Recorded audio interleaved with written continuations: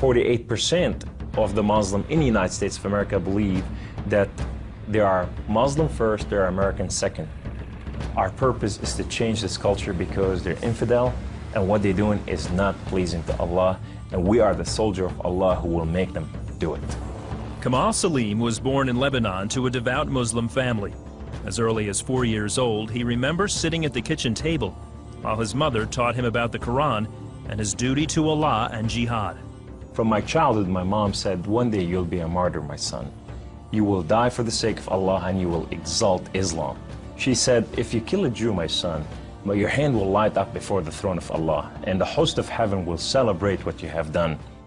Kamal was 7 when his parents sent him to Muslim training camps to learn to use weapons and engage and kill the enemy. The boys were also taught another, more subtle form of warfare. We were training for what's called culture jihad, which is shifting cultures. Culture jihad is, it's unlike the sword, unlike the rifle, it is the jihad that will come into your world. By his 20s, Kamal was chosen to wage cultural jihad on America. In Islam, liberty, freedom, monarchy, all these are idols, and these must be brought down. So the liberty that you have in the United States of America, it's anti-Islam. You know, so America must be changed. So I moved to the Bible Belt specifically. The Bible Belt was the strongest of strongest. That's where the stout Christians are.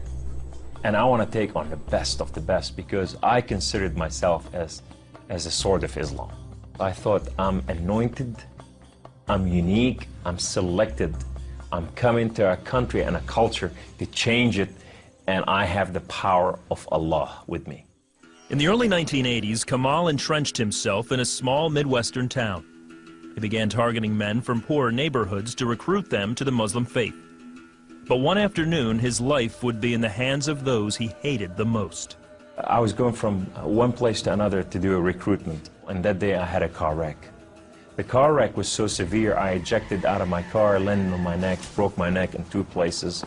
This man came running to me, and he said, don't worry, we're gonna take care of you, and everything's gonna be all right. The ambulance came and picked me up, and now I go to the hospital. The orthopedic surgeon in the emergency room looked at my chart, and he just said, son, we are going to take care of you, and everything's gonna be all right. The second day, I wake up in the hospital, and this physical therapy, head of physical therapy, come and read my chart, and he turned around and he said the same thing, word for word, we are going to take care of you. At first, Kamal was frightened by their words, because these men were all Christians. You see, in terrorism, if they said we're going to take care of you, you'd better run. Surgeries to repair Kamal's broken neck were successful, but recovery would take weeks. After being discharged from the hospital, he would need someone to care for him while he recuperated. Kamal had no one, so the orthopedic surgeon opened up his own home to this stranger. In his home, they put me in the choicest room, in the most beautiful thing. I became like part of their family. They didn't see me any different, and now they have a basket that says for Kamal. They put in money to free my bills from the hospitals. Kamal was overwhelmed with the outpouring of Christian love. As he recovered, he began to help out around the house with cooking and cleaning. They have Jewish friends, they came from Israel, that they support, you know, and now I'm hugging Israelis and I'm cooking for Jews. I'm going, what has happened to me? When Kamal was able to take care of himself and return to his apartment, the doctor had another surprise for him. He said, this is the keys to the house, and here's an extra key, this is your new car. We just want to bless you. You can come anytime you want. So I go to my home, and I go to my cold place that I haven't been there in months, and dust is this thick. And I just gotta settle this issue with my God to know that if it's real or not. So I walk inside, I shut the door, I go right in the eastern window, and I fall on my knees, and I put my hands to the heavens, and I cry up to my God. Allah, Allah, my Lord and my King, why have you done such a thing to me? I'm okay with the car wreck.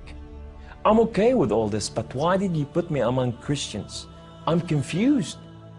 These Christians and Jews, they're good people. There's nothing wrong with them. They don't want to kill us. They're not the same thing that I learned about them. Allah, these people have relationship with their God. These people, they cry out to the God and they answer them. I want to hear your voice. I want to hear you love me. If you're real, speak to me. I want to hear your voice. Guess what Allah said that day? Absolutely nothing. Kamal felt that because he questioned his faith, the honorable thing to do was to end his own life. So I went to reach out my guns and put it in the right place and clock out. I heard the voice. The voice knew me by name. He said, Kamal, Kamal, Kamal, why don't you call on God of Father Abraham and Isaac and Jacob? And now I fell on my knees and I put my hands to the heavens immediately as I heard the voice, and I cried out with every fiber within me, God of Father Abraham, if you are real, would you speak to me? God of Father Abraham, if you are real, I want to know you. Well, God of Father Abraham came to the room, and he filled the room with his glory, and his name was Yahweh. The Lord is one. In his hand, he has holes in his hand. He has holes in his feet. His name is Jesus. I said to him, who are you, my Lord? Who are you? He said, I am that I am. I said, I'm a simple man with a simple mind. What is that supposed to mean?